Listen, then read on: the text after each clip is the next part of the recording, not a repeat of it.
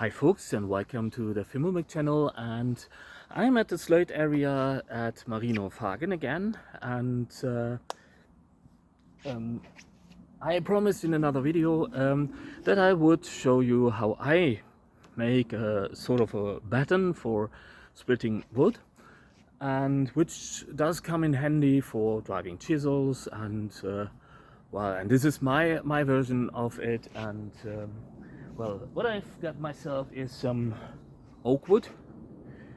Actually, there are already some mushrooms growing on it, but since a batten is pretty much a single-use item, that isn't too bad. And what I use is I take my Bahco lab blender, and what is really handy is a hatchet. And with this one is the one I forged myself, you know.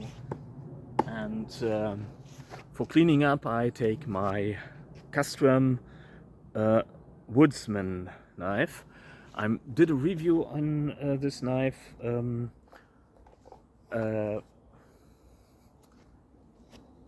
already, and I'm really convinced of it because it's just one of the best rough workers in the woods that I know. I also love the Garbage or the Castrum SFK10, but this one has a longer handle and a greater handle to blade ratio, so you get a bit more leverage when you're really working with hardwood and or using a lot of force. And well, it's got a little bit of a spine, the spine thickness of 4.0 or 3.7 millimeters or something, 3.7 I think it is, which is a bit thick for a dedicated and finer work in slöjd. But there are other knives I have for that, like the Svante GRF, and these are pretty much the tools I'm really convinced of. I'm not advertising them. I'm not getting paid to say this, but I'm really convinced about these tools, and these are just awesome quality. And as I said, if I bought in the other videos, if I bought these tools first try, it would have saved me a lot of money. So that said, I know you guys are all gyros, just like myself, so I think you wanted to know. But now we're stopping all the gibberish and we're starting to work. I already started a cut around the diameter of the wood, and I will continue this, and I'm going about as deep as the width of the blade.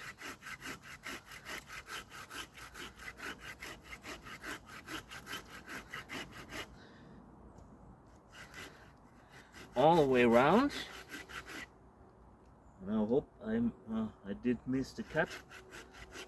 Not too. That's not too bad, actually. It's not rocket science, but just trying to achieve some sort of a stop cut. And I'm going as deep as this, and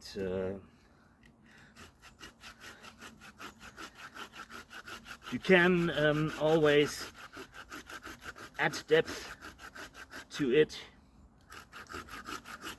which is a good thing with wood. With people, that's a little bit more difficult. Some people are just too shallow to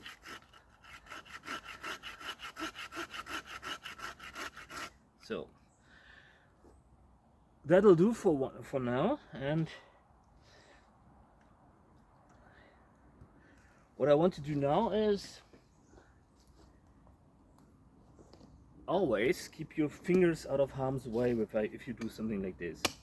I'm just, because there is a branch coming out there, I want to work my way like so.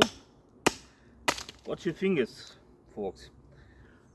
And as with carving, you can always work with the edges of the wood you just created. And as I said, keep your fingers out of harm's way. Sometimes they don't grow back.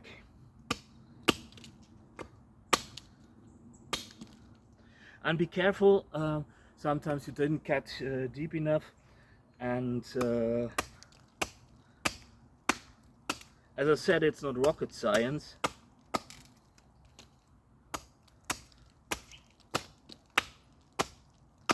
But it's a great practice to practice your precision. Don't use full force, and take care to use a cutting motion rather than a splitting motion, because that's more precise.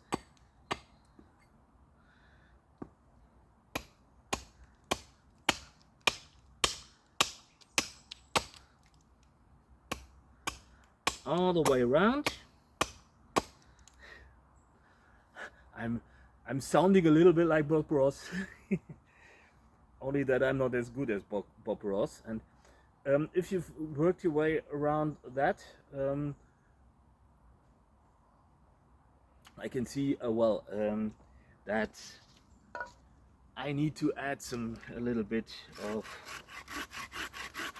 depth to the cut, to the stop cut. But better you take several goes than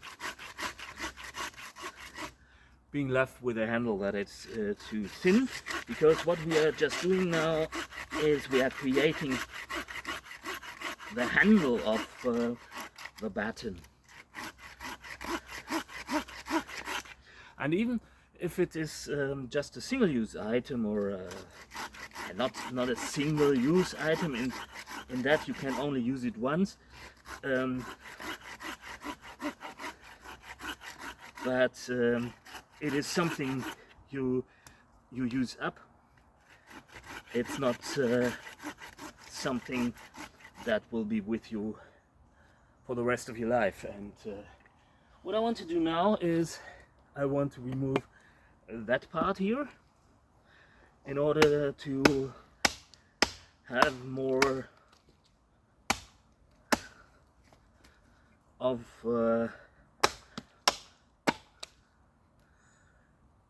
feeling for the shape of the tool I'm making,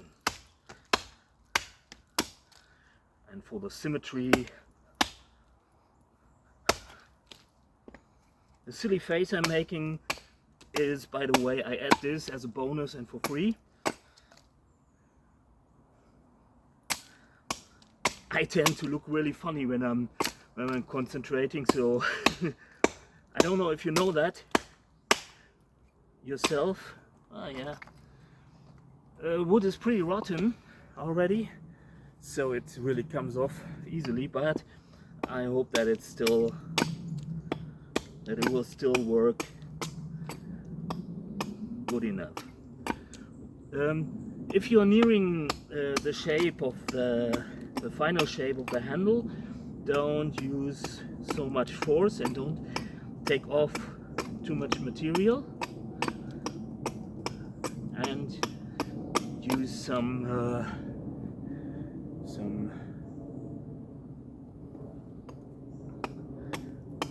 a little bit more care and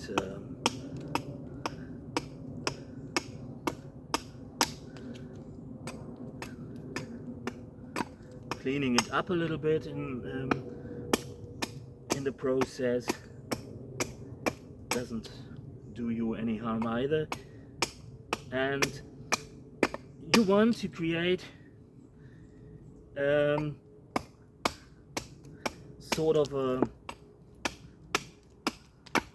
well, this the log wasn't symmetrical, so it's obviously a little bit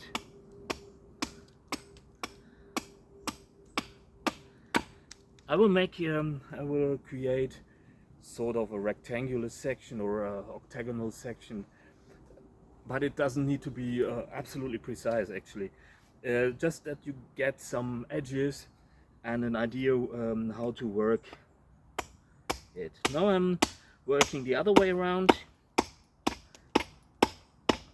and here you get the problem with a branch hole, and branches do suck.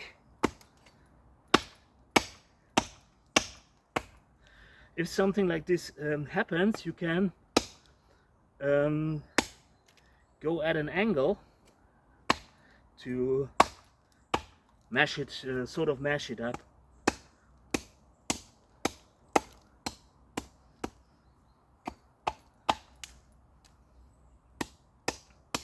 Little bastard doesn't want to come out, but so again I didn't cut deep enough, but that's a tomorrow problem. No, that's a problem for the next go. And as I said, don't use so much force now.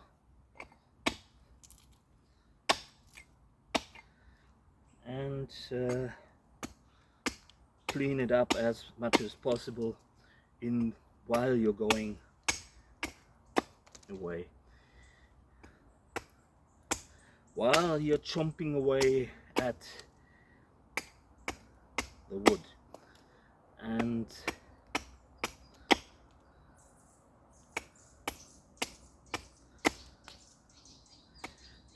you need to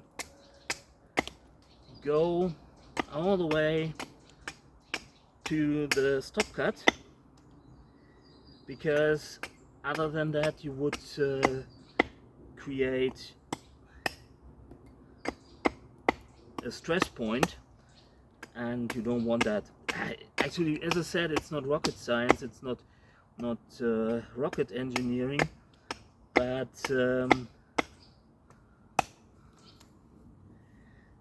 on the other hand, no harm done if you're doing it right.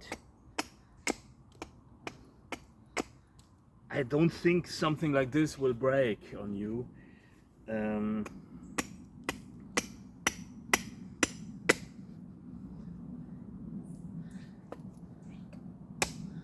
Again, some blasted branch hole.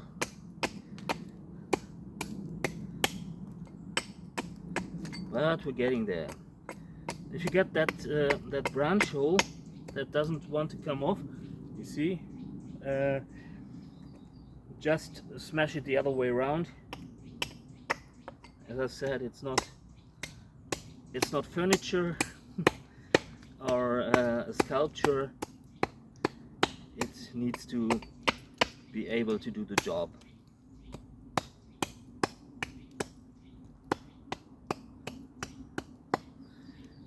Which it doesn't if you got a lot of splinters, by the way. That's not what I'm saying. But now we are almost done with the axe work.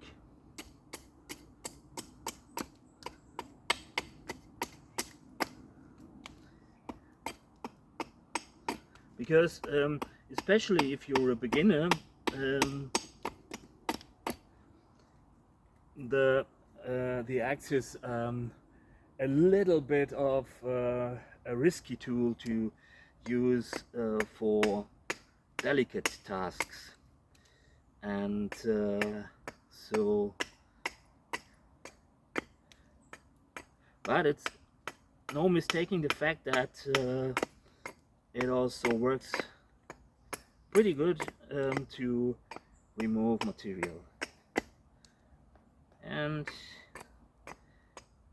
keep in mind that this is not a chopping axe, it's a cutting axe, and this is what you want.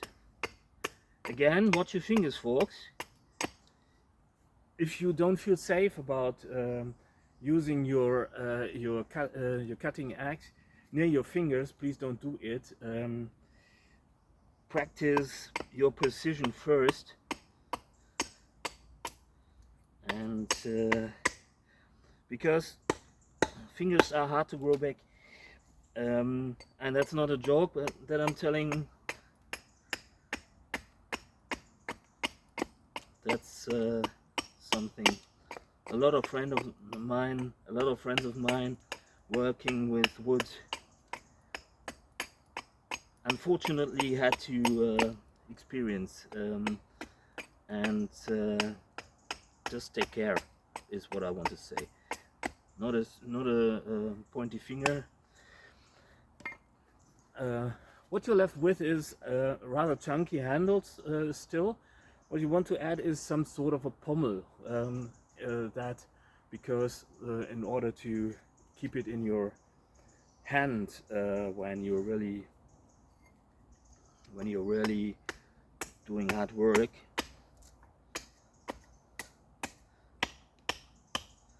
And in order to control your cuts, you might want to go like so, and you add some cuts into the wood, so that it's only if the shaving breaks off, if the shaving goes all the way through, it only goes as far as the stop cut, so you can control the line of your work far better.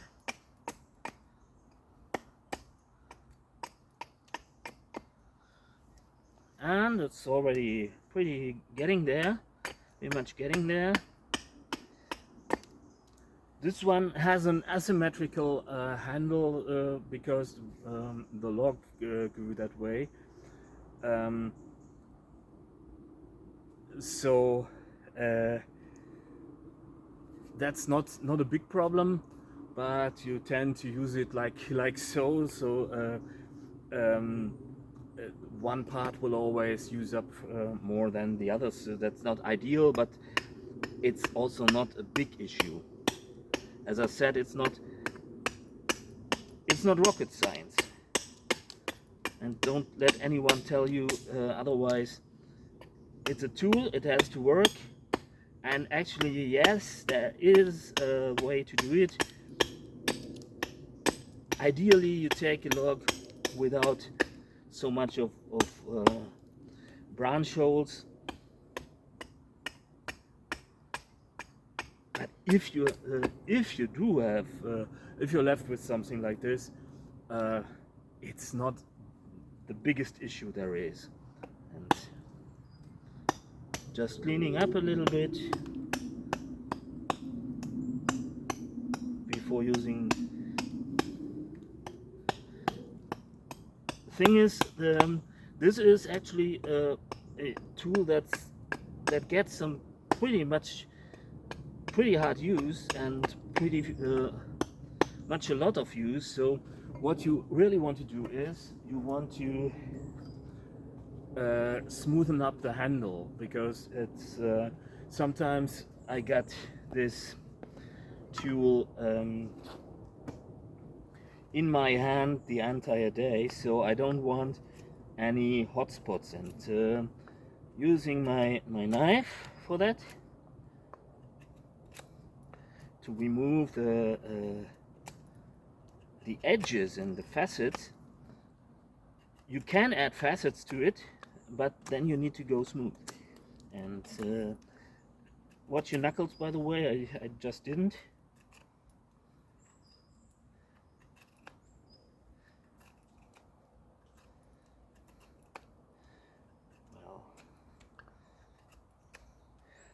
so.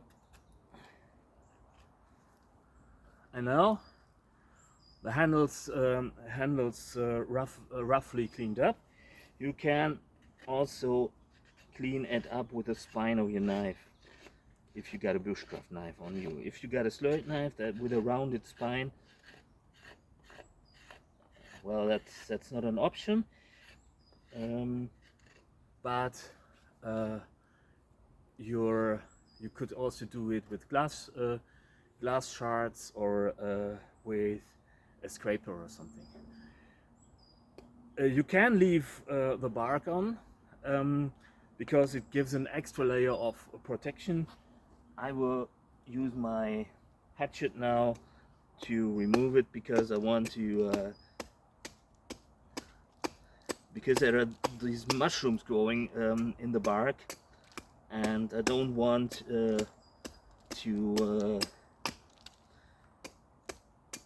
that the wood to deteriorate further.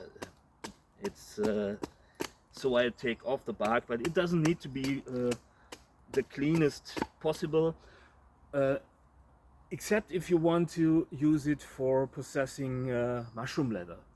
This is another topic which you should really smoothen up the head of the batten. But you also need something lighter for that, and I would suggest, if you want to process mushroom leather or something like roots for cordage or something, that you use a hardwood with a little bit of a closer grain, like boxwood or something, or not. This is oak, and which is perfectly okay, but it also has it's great for handles because it has a long and strong and very defined grain, but it's also less than ideal because it can cause long splinters, and these long splinters could lead to hurting the mushroom leather. But for really hard work, driving chisels in carpentry, or actually carpenters use something very similar to this. And actually thing is, you can buy this or you can make it, and also put a little bit of facet on, because